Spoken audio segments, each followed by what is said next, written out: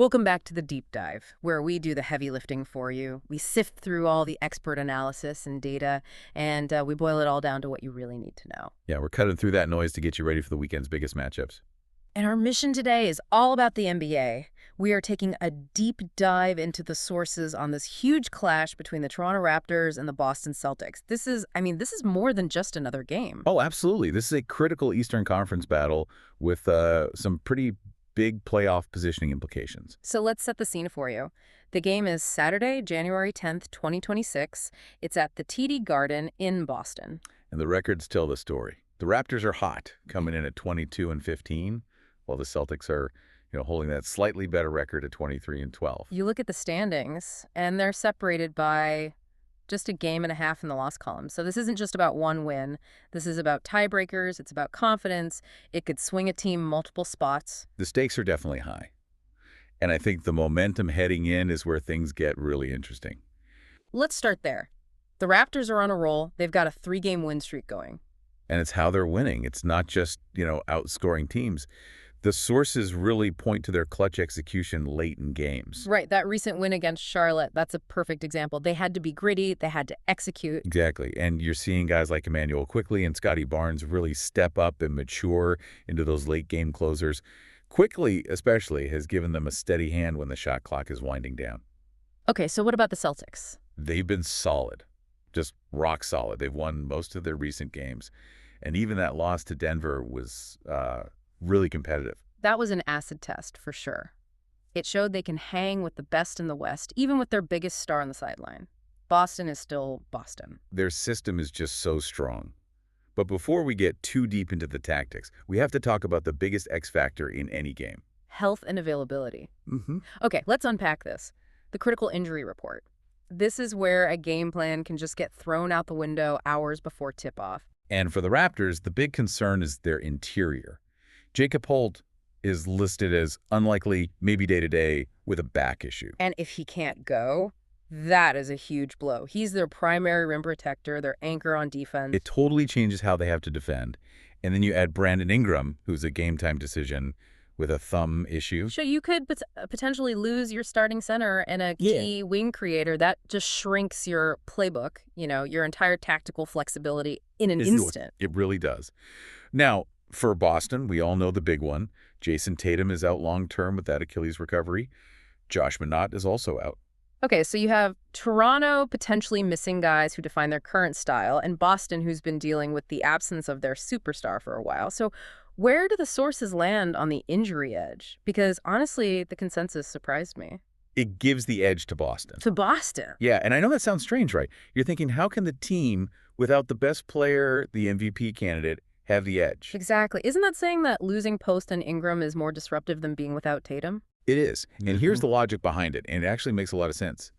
Boston has played, 20-plus games now without Tatum. They've adapted. Right. Their system has found a new equilibrium. Jaylen Brown, Porzingis, Derek White, they all know their roles, their new hierarchy. It's stable. Settled equilibrium. I like that. It's not a shock to the system anymore. Precisely. Now compare that to Toronto, where Poeltl and Ingram could be last-minute scratches. That injects chaos, instability. They haven't had time to build a new system without them. So it's not about the talent of the player who's out. It's about the timing and the team's ability to adjust. Boston is settled. Toronto is facing sudden uncertainty. That's the key distinction. The Celtics have built new, effective habits. Toronto might have to scramble. Okay, that makes sense. So let's pivot to the tactics, the X's and O's. How do these teams actually play? Well, let's start with Toronto. Their attack is really balanced. They don't rely on one guy in isolation. It's more ball movement, getting out in transition. And they get that scoring punch from everywhere, right? Barnes running things, Quickley, Barrett. They try to push the pace to stop Boston from setting up that half-court D. Exactly. Whereas the Celtics, even without Tatum, are still a top-tier offense in terms of efficiency. And that's all on Jaylen Brown's shoulders, pretty much. For the most part, yeah. The sources are clear. Yeah. He has stepped up and taken on that high usage rate. He's been really effective scoring in isolation and getting to the rim. So the key contrast becomes Toronto's balanced offense against Boston's elite perimeter defense and Brown's high-efficiency scoring. Right. Boston's defense is top 5.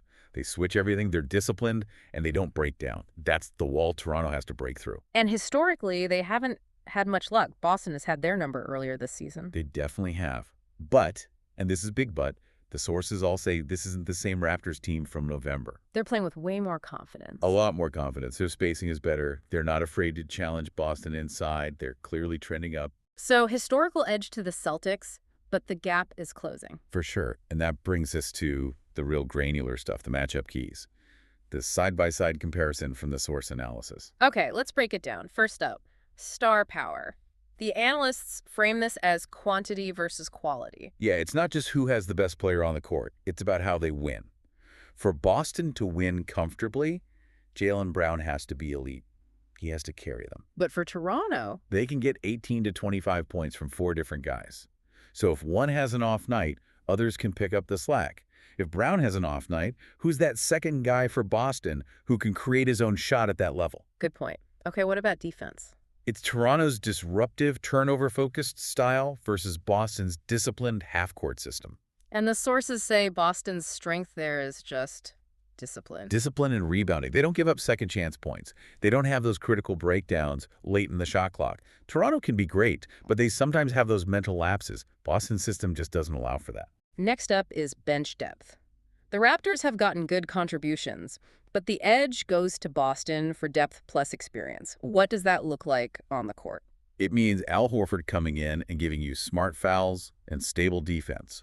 It's Peyton Pritchard giving you an instant scoring punch. Guys who have been in big playoff games. Exactly. They've been there. Toronto's bench is talented, but are they ready for a dogfight at the TD Garden in a tight fourth quarter? That experience is what tips the scales for Boston's bench. And finally, momentum. Raptors have the 3-game streak, but the sources call Boston's consistent form. What's the difference? A hot streak can be built on, a couple of guys shooting really well from 3. If that shooting cools off, the momentum is gone. And Boston's form isn't tied to that. Not as much. Their consistency is in their efficiency metrics, like their net rating.